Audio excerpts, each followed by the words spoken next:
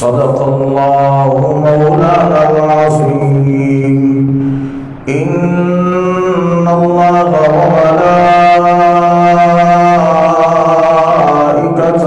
يصلون على النبي يا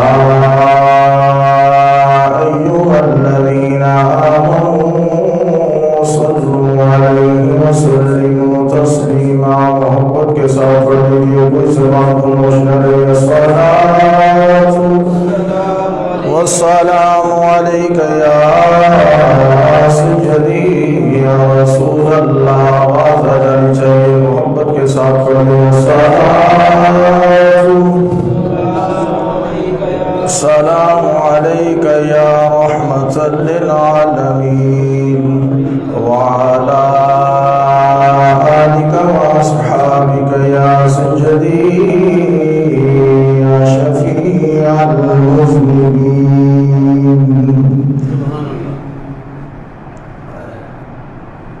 اللہ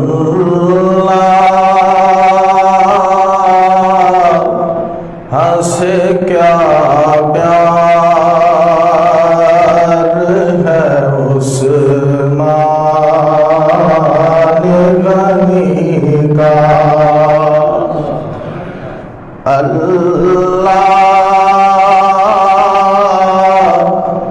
سے کیا پیار ہے عثمان غنی کا.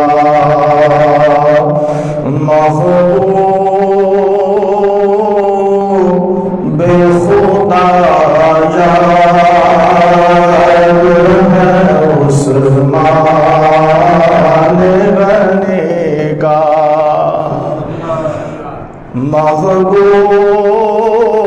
محبوب خدا یار ہے عثمان غنی کا. آج ہمارے بھی بڑے بڑے دوست ہیں، بڑے بڑے یار ہیں.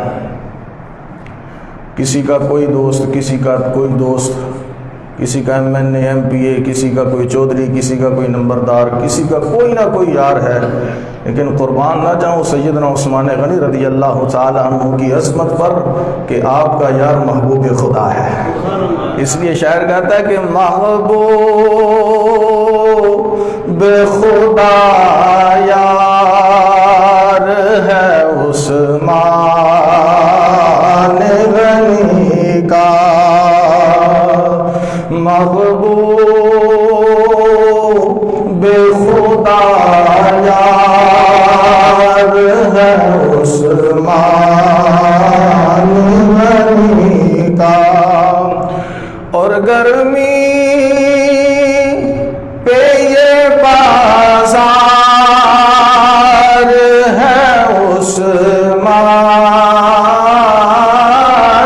غنی کا. گرمی پہ یہ بازار ہے عثمان غنی کا. اللہ خریدار ہے عثمان غنی کا. اللہ وہاں خریدار ہے عثمان غنی کا۔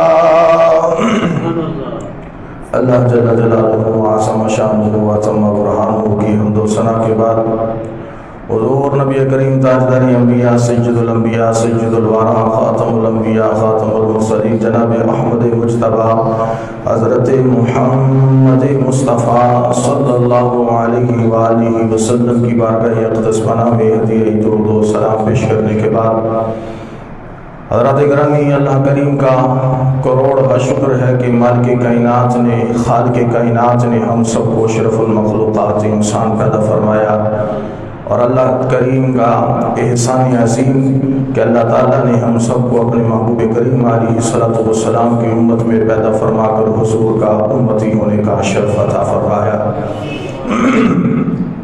18 ذی الحج کو داماد رسول خلیفہ ثالث سخاوت کے سمندر جامع القرآن پیکر شرم و حیا جناب سیدنا عثمان غنی رضی اللہ تعالیٰ عنہ کے حوالے سے پچھلا گزشتے جمعہ بھی آپ حضرات کے سامنے ان کی بارگاہ میں حاضری لگوائی تھی، تو آج بھی سیدنا عثمان غنی رضی اللہ تعالیٰ عنہ کی شہادت کے متعلق گفتگو کروں گا۔ اللہ کریم سے دعا ہے اللہ تعالیٰ مجھے حق گوئی کی توفیق عطا فرمائے، کیونکہ سیدنا عثمان غنی رضی اللہ تعالیٰ عنہ کی شہادت بھی تاریخی الفاظ کے اندر ہمیں بڑی دردناک اور مظلومانہ شہادت ملتی ہے، اس لیے آج جتنا ہو سکا طریق کی روشنی میں آپ حضرات کے سامنے سیدنا عثمان غنی رضی اللہ تعالیٰ عنہ کی شہادت کے متعلق گفتگو کروں گا۔ حضرات گرامی، اللہ کریم کا علم ہر شے کو محیط ہے،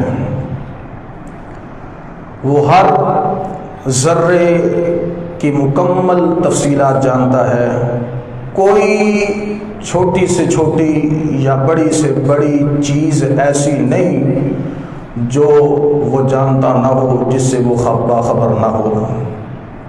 اللہ تعالیٰ اپنے علم و حکمت کی وسعتوں کا ذکر کرتے ہوئے قرآن مجید میں ارشاد فرماتا ہے وَلَوْ أَنَّ مَا فِي الْأَرْضِ مِنْ شَجَرَةٍ أَقْلَامٌ وَالْبَحْرُ يَمُدُّهُ مِنْ بَعْدِهِ سَبْعَةُ أَبْحُرٍ مَا نَفِدَتْ كَلِمَاتُ اللَّهِ إِنَّ اللَّهَ عَزِيزٌ حَكِيمٌ۔ اللہ رب العزت ارشاد فرماتا ہے اگر کائنات کے سارے درختوں کو کاٹ کر ان کے قلم بنا لیے جائیں اور سارے سمندروں کو سیاہی بنا دی جائے اور ان سمندروں کے اندر 7 سمندروں کا اور اضافہ کر دیا جائے، فرمایا ساری مخلوق اکٹھی ہو کر اللہ رب العزت کی عظمت و شان کے کلمات لکھنا شروع کر دے، اللہ فرماتا ہے قلم ختم ہو جائیں گے، سیاہیاں ختم ہو جائیں گے، اللہ رب العزت کی عظمت و شان کے کلمات ختم نہیں ہوں گے۔ اللہ رب العزت کے علم و حکمت اتنا بڑا وسیع ہے کہ کوئی اس کو لکھ نہیں سکتا، اس کو شمار نہیں کر سکتا۔ اور پھر اللہ رب العزت نے اپنے محبوب کریم علیہ الصلوۃ والسلام کو جہاں باقی خوبیوں سے مالا مال فرمایا، اسی طرح باقی خوبیوں کی طرح اللہ کریم نے اپنے محبوب کریم علیہ الصلوۃ والسلام کو علم بھی باکمال اور سب سے زیادہ عطا فرمایا ہے۔ تمام مخلوقات کے اندر نبی پاک علیہ الصلوۃ والسلام کو اللہ رب العزت نے سب سے زیادہ علم عطا فرمایا ہے۔ حضور علیہ الصلوۃ والسلام اللہ کی عطا سے جو کچھ زمین میں ہے اور جو کچھ آسمانوں میں ہے میرا نبی سب کچھ جانتا ہے، اور حضور علیہ الصلوۃ والسلام کے علم کی وسعت اور علم کی طاقت قرآن مجید میں اللہ تعالیٰ فرماتا ہے وَعَلَّمَكَ مَا لَمْ تَكُنْ تَعْلَمْ، محبوب ہم نے آپ کو وہ سب کچھ سکھا دیا ہے جو آپ نہیں جانتے تھے۔ تو اللہ تعالیٰ نے اپنے محبوب کو سارا علم عطا فرما دیا، اور پھر علم کے حوالے سے آپ کی ایک خوبی یہ ہے کہ آپ غیب بتانے کے اندر بخل نہیں کرتے تھے، مخلوق کی رشد و ہدایت کے لیے، مخلوق کے فائدے کے لیے کوئی بات بتانی ہوتی، چاہے وہ غیب کی ہوتی، تو حضور علیہ الصلوۃ والسلام اس کے اندر بخل نہیں فرمایا کرتے تھے۔ اللہ تعالیٰ قرآن میں فرماتا ہے وما علی الغیب وما هو علی الغیب بدنین، فرمایا میرا محبوب غیب بتانے کے اندر بخل نہیں کرتا، یہ نبی غیب بتانے کے اندر بخل نہیں کرتا۔ حضور علیہ الصلوۃ والسلام نے سب کچھ امت کے آگے کھول کر رکھ دیا۔ حضور کا علم اتنا علم ہے کہ ساری مخلوقات کے علم کو جمع کر لیا جائے، میرے نبی کا علم سب کے اوپر بھاری ہے۔ اللہ تعالیٰ نے اپنے محبوب کو سب سے زیادہ علم عطا فرمایا ہے۔ اور حضور علیہ الصلوۃ والسلام نے جہاں غیب کی دیگر باتیں ارشاد فرمائی، وہاں حضور علیہ الصلوۃ والسلام نے دنیا سے ظاہری پردہ فرما جانے کے بعد ان فتنوں کا بھی تفصیل سے ذکر فرما دیا جو آپ کے بعد فتنے پیدا ہوں گے۔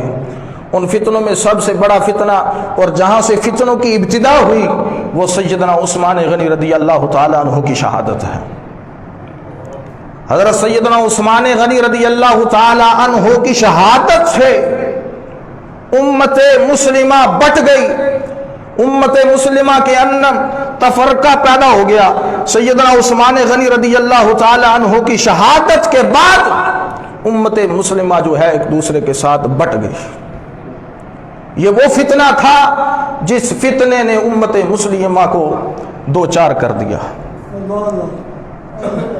اور اس فتنے کے بارے میں میرے نبی پاک صلی اللہ علیہ وسلم نے اپنی زندگی، اپنی حیات طیبہ کے اندر ہی خبر دے دی تھی، بتا دیا تھا۔ حضرت انس بن مالک رضی اللہ تعالیٰ عنہ فرماتے ہیں نبی پاک صلی اللہ علیہ وآلہ وسلم ایک دن احد پہاڑ پر تشریف لے گئے، ساتھ آپ کے تینوں یار سیدنا صدیق اکبر، سیدنا عمر فاروق اور سیدنا عثمان غنی رضی اللہ تعالیٰ عنہ بھی تھے۔ احد پہاڑ پر جب حضور نے قدم رکھے، احد پہاڑ عشق و محبت کی وجہ سے ہلنا شروع ہو گیا کہ میرے اوپر نبی کے پاؤں آئے ہیں، اس لیے حضور نے فرمایا تھا احد ہم سے پیار کرتا ہے، ہم احد سے پیار کرتے ہیں۔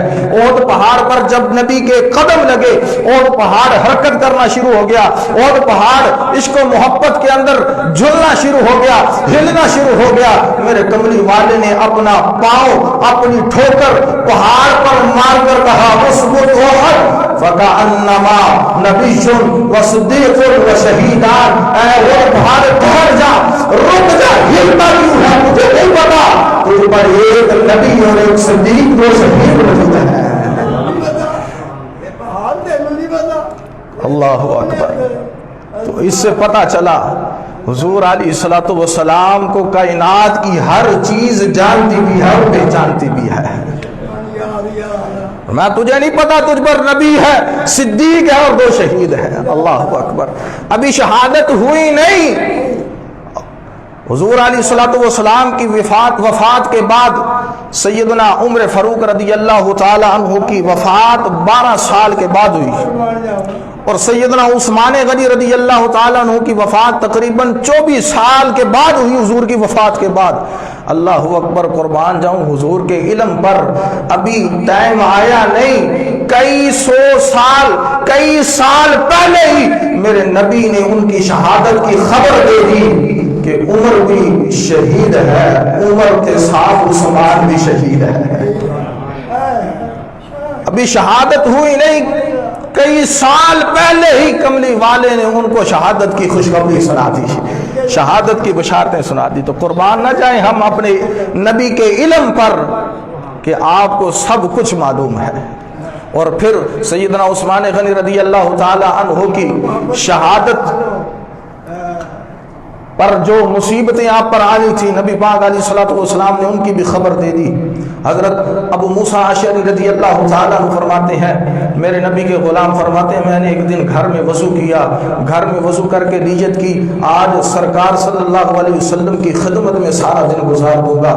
فرمایا میں نے وضو کیا، وضو کر کے مسجد نبوی کی طرف گیا۔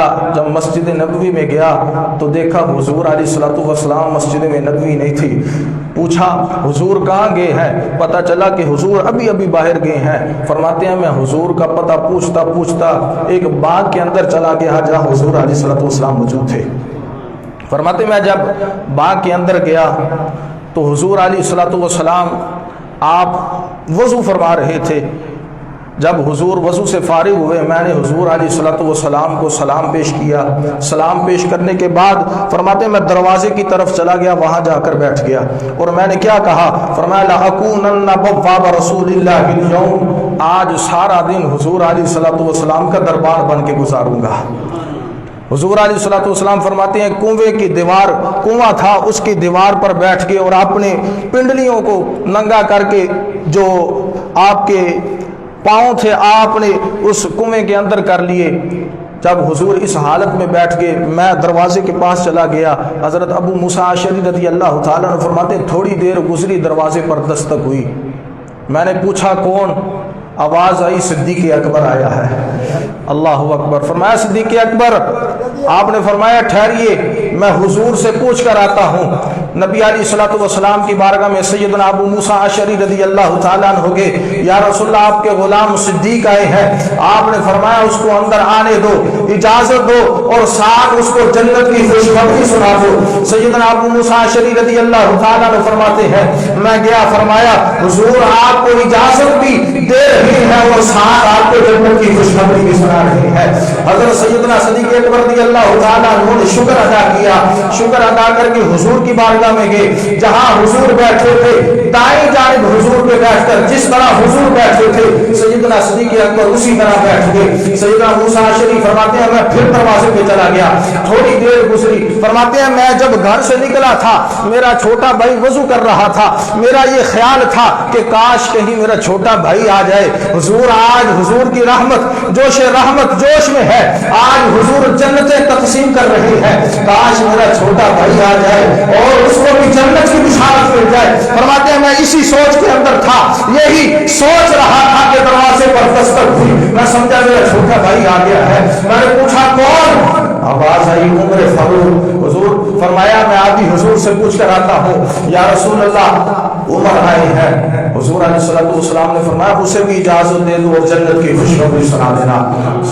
سیدنا موسیٰ اشعری رضی اللہ تعالیٰ عنہ فرماتے ہیں میں دروازے پر گیا اور فرمایا حضور آپ کو اجازت دیتے ہیں اور سارے جنت کی خوشخبری سنا رہے ہیں۔ سیدنا عمر فاروق رضی اللہ تعالیٰ عنہ نے بھی شکر کیا، حضور کی بارگاہ میں گئے، سلام عرض کی۔ جس طرح حضور اور صدیق اکبر بیٹھے تھے بائیں جانب حضور اور صدیق اکبر بائیں جانب بیٹھے تھے، سیدنا عمر فاروق دائیں جانب حضور کی طرح بیٹھ گئے۔ گفتگو شروع ہوگی۔ سیدنا موسیٰ اشعری فرماتے ہیں میں پھر دروازے پر چلا گیا، سوچ وہی تھی کہ کاش میرا چھوٹا بھائی آ جائے اسے بھی جنت کی خوشخبری مل جائے۔ آپ فرماتے ہیں کہ جب تھوڑی دیر گزری دروازے پر پھر دستک ہوئی، میں نے پوچھا کون؟ آواز آئی عثمان بن عفان آیا ہے، عثمان آیا ہے۔ سیدنا موسیٰ اشعری فرماتے ہیں ٹہریے میں حضور سے پوچھ کر آتا ہوں، اجازت لے کر آتا ہوں۔ حضور علیہ الصلوۃ والسلام کی بارگاہ میں گئے، یا رسول اللہ عثمان آئے ہیں۔ حضور علیہ الصلوۃ والسلام نے فرمایا ایذن لہ وبشرہ بالجنۃ علی بلوى تصیبہ، عثمان کو بھی اجازت دے دیجئے اور ساتھ جنت کی خوشخبری سنا دیجئے، اور جنت کی خوشخبری کے ساتھ ساتھ یہ بھی فرما دیجئے کہ عثمان آپ کو زندگی کے اندر سب سے بڑی ایک آزمائش آئے گی، آپ کے اوپر ایک آزمائش آئے گی، آپ کو آزمایا جائے گا۔ سیدنا موسیٰ اشعری فرماتے ہیں میں دروازے پر گیا اور فرمایا حضور آپ کو اجازت دیتے ہیں اور جنت کی خوشخبری کے ساتھ ساتھ فرماتے ہیں اللہ آپ کو ایک آزمائش میں مبتلا فرمائے گا۔ حضرت عثمان غنی رضی اللہ تعالیٰ عنہ نے شکر ادا کیا اور فرمایا اللہ المستعان، اللہ تعالیٰ مجھے اس آزمائش پر صبر اور استقامت میں میری مدد فرمائے۔ اللہ اکبر۔ یہ کہہ کر حضور سیدنا موسیٰ اشعری فرماتے ہیں عثمان غنی رضی اللہ تعالیٰ عنہ حضور کے بارگاہ میں گئے، سلام عرض کی۔ اب دائیں جانب بھی فل تھی بائیں جانب بھی فل تھی، کہاں عثمان بیٹھتے؟ حضرت سیدنا عثمان غنی رضی اللہ تعالیٰ عنہ حضور کے سامنے، حضور کے چہرہ انور کے سامنے بیٹھ کے جس طرح حضور بیٹھے تھے اسی طرح بیٹھ کے۔ اللہ اکبر۔ صوفیہ فرماتی ہیں یہ اس طرف اشارہ تھا کہ مرنے کے بعد حضور علیہ السلام کی دائیں جانب صدیق اکبر ہو گئے، بائیں جانب سیدنا عمر فاروق ہو گئے، اور حضور کے سامنے جنت البقیع کے اندر سیدنا عثمان رضی اللہ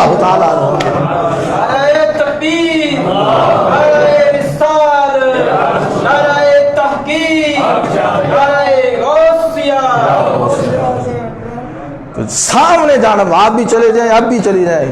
یہ اس بات کی طرف اشارہ تھا کہ دائیں جانب سیدنا صدیق اکبر ہوں گے، بائیں جانب سیدنا عمر فاروق ہوں گے، اور سامنے جنت البقیع ہے حضور کے روزے کے سامنے، وہاں سیدنا عثمان غنی رضی اللہ تعالیٰ عنہ کے بعد. اللہ اکبر.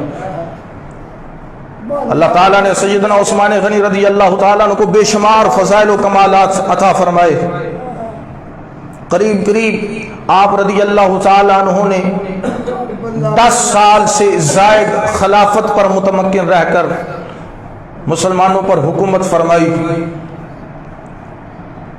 میں ان تمام باتوں کو چھوڑ کر سیدنا عثمان غنی رضی اللہ تعالیٰ عنہ کی شہادت کیوں ہوئی اس کے متعلق آپ کو بتاتا ہوں. حضرت عثمان غنی رضی اللہ تعالی عنہ کے ساتھ مصر کے بعض لوگوں کو اعتراض تھا کچھ باتوں پر. یہ ہوتا ہے کہ حکومت جو فیصلے کرتی ہے بعض لوگوں کو وہ فیصلے منظور نہیں ہوتے، اچھے نہیں لگتے. تو سیدنا عثمان غنی رضی اللہ تعالیٰ عنہ کے کچھ ایسے فیصلے تھے کہ مصر کے کچھ لوگوں کو ان فیصلوں پر اعتراض تھا، اور ساتھ جو مصر کا گورنر تھا اس گورنر کی سیدنا عثمان غنی رضی اللہ تعالی عنہ کی بہت ساری شکایتیں ملی ہوئی تھی کہ یہ بڑا ظالم ہے، بڑا جابر ہے. یہ اس کی بڑی شکایتیں حضرت عثمان غنی رضی اللہ تعالی عنہ کے پاس تھی. چنانچہ مصر کے کچھ لوگ ایک گروہ کی شکل میں، قافلے کی شکل میں مدینہ منورہ تشریف لائے. سیدنا عثمان غنی رضی اللہ تعالی عنہ سے ملاقات کرنے کے لیے اپنے مطالبات لے کر آئے. سیدنا عثمان غنی رضی اللہ تعالی عنہ نے ان سے ملاقات کی، بات چیت ہوئی، جو ان کے مطالبات تھے ان مطالبات کو سنا، اور جو ان کے معاملات تھے ان کو حل کیا، مطالبات مانے، اور جو ان کے فیصلے تھے سیدنا عثمان غنی رضی اللہ تعالی عنہ نے ان فیصلوں کے اندر ترمیم فرمائی. ذرا توجہ سے سنیے گا. ان فیصلوں کے اندر ترمیم فرمائی، اور ساتھ ہی آپ نے جو مصر کا گورنر تھا اسے معزول کرنے کا آرڈر جاری کیا. خط لکھا، خط پر اس مصر کے گورنر کو کہا آج کے بعد یہ معزول ہے، اور اس کی جگہ سیدنا محمد بن ابی بکر جو صحابی رسول اور سیدنا صدیق اکبر رضی اللہ تعالی عنہ کے بیٹے تھے، محمد بن ابی بکر، ان کو مصر کا گورنر بنا دیا. اب وہ مصریوں کو لیٹر دے دیا، وہ خط دے دیا کہ جا کر اپنے گورنر کو دے دینا. وہ جب چلے مصر کی طرف تو راستے میں ایک اونٹ پر سوار شخص بڑی تیزی سے ان کے پاس سے گزرا. تو ان کو بڑا اس پر شک ہوا کہ یہ تیزی سے گزرا ہے، یہ کون ہو سکتا ہے. انہوں نے اس کا پیچھا کیا، اس کو پکڑا، اسے پوچھا تو کون ہے. کہنے لگا جی میں حضرت عثمان غنی رضی اللہ تعالیٰ عنہ کا ایلچی ہوں، سفیر ہوں، اور آپ نے مجھے خط دے کر گورنر مصر کے گورنر کی طرف بھیجا ہے. اللہ اکبر. ان کا شک اور زیادہ بڑھ گیا کہ ابھی ہم عثمان غنی رضی اللہ تعالیٰ عنہ کے پاس سے آ رہے ہیں، اگر کچھ حکم ہوتا یا کوئی بات ہوتی تو ہمیں وہ پیغام دیتے اور خط دیا تھا. بہرحال انہوں نے اس بندے کی تلاشی لی. تلاشی لیتے وقت اس کی جیب سے، اس کے پاس سے ایک خط نکلا، ایک لیٹر نکلا. اس لیٹر پر وہی مہر تھی جو مہر ان کے پاس جو لیٹر تھا اس کے اوپر تھی. ان کا شک اور زیادہ بڑھ گیا. انہوں نے لیٹر کھولا، لیٹر کھول کر دیکھا، خط دیکھا تو اس کے اوپر لکھا ہوا تھا کہ یہ جو مصری، یہ لوگ جو فسادی جو تمہاری طرف آ رہے ہیں، گورنر کو آرڈر جاری کیا یا تو ان کو سولی پر لٹکا دو، یا ان کے ہاتھ پاؤں کاٹ دو، یا ان کو قتل کر دو. جب انہوں نے یہ خط پڑھا انہوں نے کہا یہ کیا بات ہوئی. ایک طرف سیدنا عثمان غنی رضی اللہ تعالیٰ عنہ ہمیں نیا گورنر دے رہے ہیں اور دوسری طرف ہمیں قتل کرنے کا حکم دے رہے ہیں. وہ بڑے پریشان اور تعجب میں پڑ گئے. انہوں نے بجائے مصر کی پھر مدینہ کی طرف سفر جاری کر دیا. مدینہ میں گئے، سیدھا جا کر مولا علی کی بارگاہ میں گئے. مولا علی سے جا کر کہا دیکھیے یہ عثمان غنی نے ہمارے ساتھ کیا کیا. ایک طرف ہمیں ایک نیا جو ہے وہ گورنر دے رہے ہیں اور دوسری طرف ہمیں قتل کا آرڈر دے رہے ہیں. تو جب مولا علی شیر خدا رضی اللہ تعالیٰ عنہ نے یہ سنا نا تو آپ نے فرمایا عثمان ایسا نہیں کر سکتا. فرمایا عثمان ایسا نہیں کر سکتا. تو وہ مصری کہتے جی آپ بھی ہمارے ساتھ چلے, جا کر عثمان غنی رضی اللہ تعالیٰ عنہ سے بات کرتے ہیں. آپ نے فرمایا میں نہیں جاتا تمہارے ساتھ, تمہارا معاملہ ہے, خود ہی جا کر نپٹاؤ. بہرحال چنانچہ وہ سیدنا عثمان غنی رضی اللہ تعالیٰ عنہ کے پاس جا کر کہتے جی یہ بندہ آپ کا؟ آپ نے فرمایا ہاں میرا غلام ہے. سواری آپ کی ہے؟ فرمایا ہاں جی سواری بھی میری ہے. یہ خط جس کاغذ پر لکھا گیا یہ خط بھی آپ کا؟ فرمایا ہاں یہ کاغذ بھی میرا ہے. فرمایا یہ مہر بھی آپ کی ہے؟ عثمان غنی نے فرمایا ہاں مہر بھی میری ہے. تو فرمایا یہ تحریر بھی آپ کی ہے؟ عثمان غنی رضی اللہ تعالیٰ نے فرمایا یہ تحریر میری نہیں ہے, یہ بندہ بھی میرا ہے, سواری بھی میری ہے. جس صفحے پر جس کاغذ پر خط لکھا گیا ہے یہ کاغذ بھی میرا ہے, اور جو مہر اس خط پر لگی ہے وہ مہر بھی میری ہے, پر تحریر میری نہیں ہے. فرمایا تحریر میری نہیں ہے. مسئلہ زیادہ بڑھ گیا. آپ نے فرمایا اگر آپ کی, وہ مصری کہنے لگے آپ کی اگر یہ تحریر نہیں ہے تو پھر یہ کس کی تحریر ہو سکتی ہے؟ ایک طرف آپ ہمیں نیا گورنر دے رہے ہیں اور دوسری طرف ہمیں قتل کرنے کا ہمارا آرڈر جاری کر رہے ہیں, یہ کیا ہو سکتا ہے؟ بات بگڑ گئی, معاملہ بگڑ گیا. سیدنا عثمان غنی رضی اللہ تعالیٰ عنہ, آپ رضی اللہ تعالیٰ عنہ نے فرمایا اگر یہ میں نے کیا ہے تو میں تمہیں دو چیزوں کا حکم دیتا ہوں. شریعت دو چیزوں کا بتاتی ہے, وہ دو چیزیں کون سی؟ فرمایا دو گواہ لے کر آ جاؤ. اگر دو گواہ اس بات کی گواہی دے یہ خط میں نے لکھا ہے تو میں مان جاؤں گا یہ خط میرا ہے. اور دوسرا فرمایا شریعت اس چیز کی اجازت دیتی ہے کہ میں اس بات پہ قسم اٹھاؤں. فرمایا میں قسم اٹھا کر کہتا ہوں اللہ کی ذات کی قسم ہے میں نے یہ خط نہیں لکھا ہے. فرمایا یہ خط میں نے نہیں لکھا. ما کتبت ما علیت ولا علمت. فرمایا نہ میں نے خط لکھا ہے, نہ مجھے پتہ ہے کس نے لکھا ہے, اور نہ میں نے لکھوایا ہے. مارل معاملہ خراب ہو گیا. حضرت سیدنا عثمان غنی رضی اللہ تعالی عنہ نے سوال پیدا ہو گیا یہ پھر خط کس نے لکھا ہے؟ تو حضرت عثمان غنی رضی اللہ تعالی عنہ کا منشی تھا مروان لعنتی.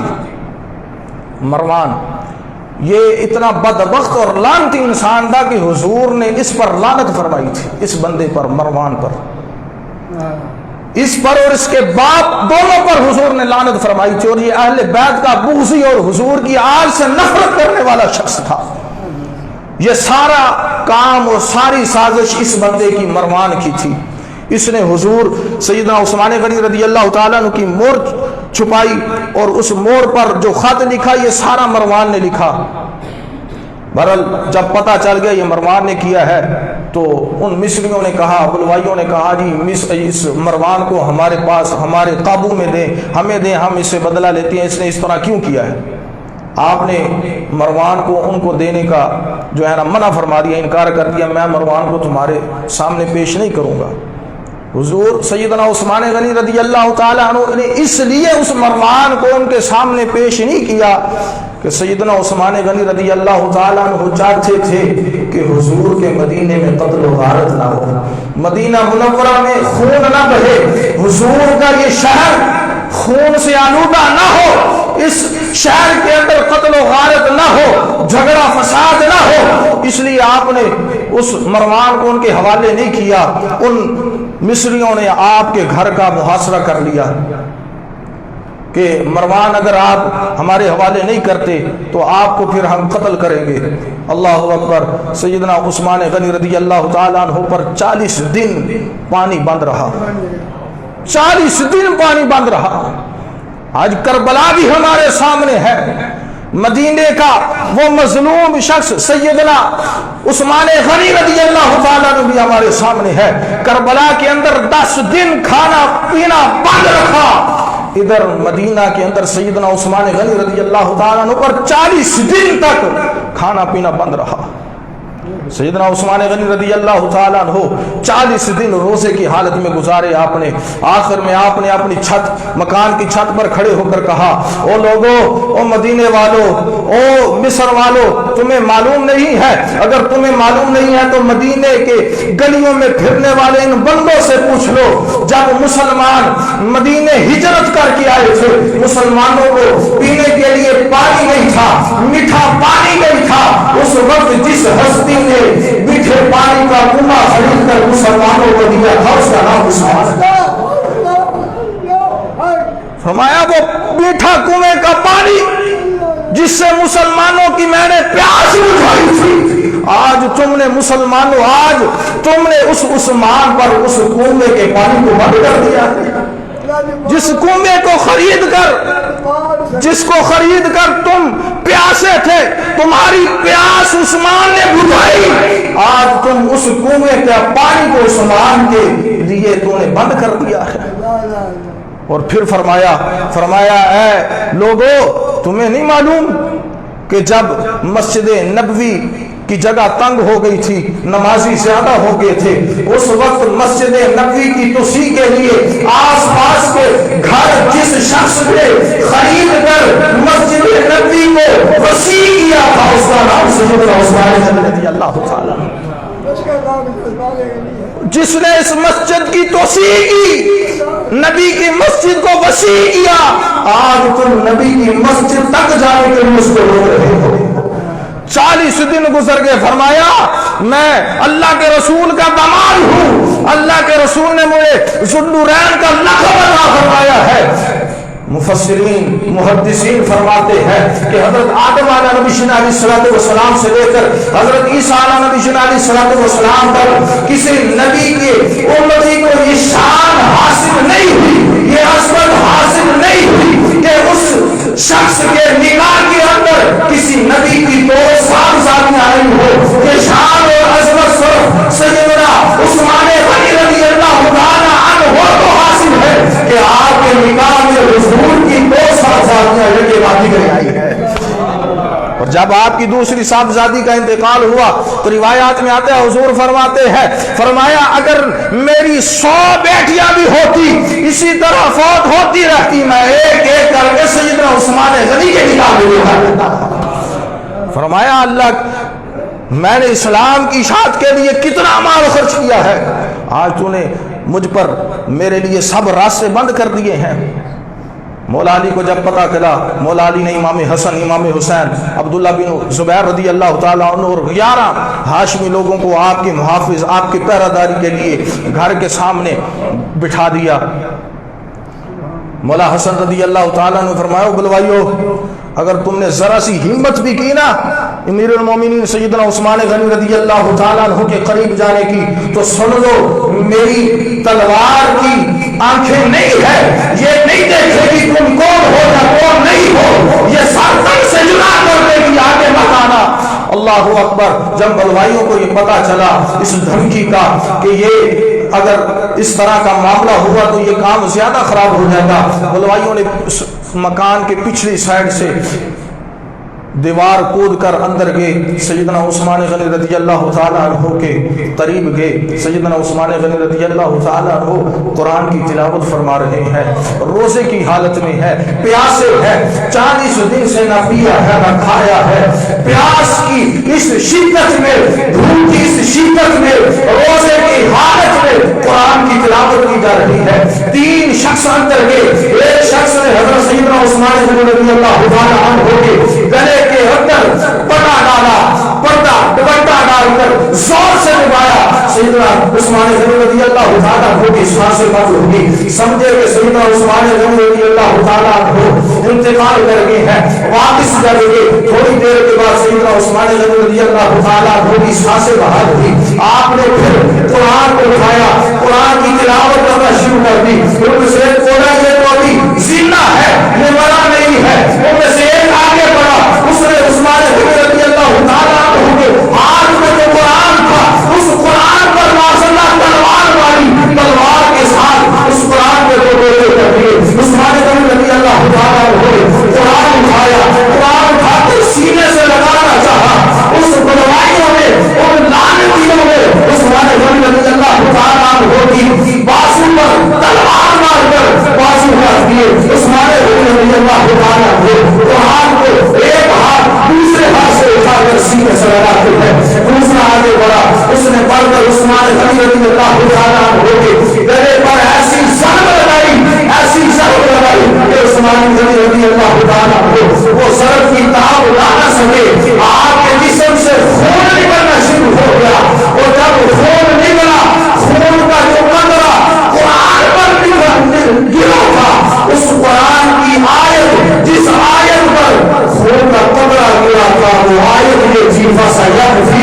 اللہ، اللہ میرے لیے کافی ہے اور اللہ ہی سب سننے والا اور جاننے والا ہے۔ سیدنا عثمان غنی رضی اللہ تعالیٰ عنہ کو اس طرح انہوں نے شہید کر دیا۔ انا للہ و انا الیہ راجعون۔ حضور علیہ الصلوۃ والسلام کے ان یاروں کا کیا کہنا۔ حضور علیہ الصلوۃ والسلام نے فرمایا کل بروز محشر میرا عثمان 70,000 ایسے آدمیوں کی بخشش فرمائے گا جن پر جہنم واجب ہو چکی ہوگی۔ 70,000 آدمیوں کی حضرت سیدنا عثمان غنی رضی اللہ تعالیٰ عنہ شفاعت کریں گے۔ حضرت سیدنا عثمان غنی کی شفاعت سے اللہ کریم 70,000 آدمیوں کو جن پر جہنم واجب ہو چکی ہوگی اللہ جہنم سے چھٹکارا پاک دلا کر اللہ کریم جنت عطا فرما دے گا۔ اللہ کریم ہمیں حضور کے ان یاروں کی سیرت کو اپنانے کی توفیق عطا فرمائے۔ وآخر دعوانا الحمدللہ۔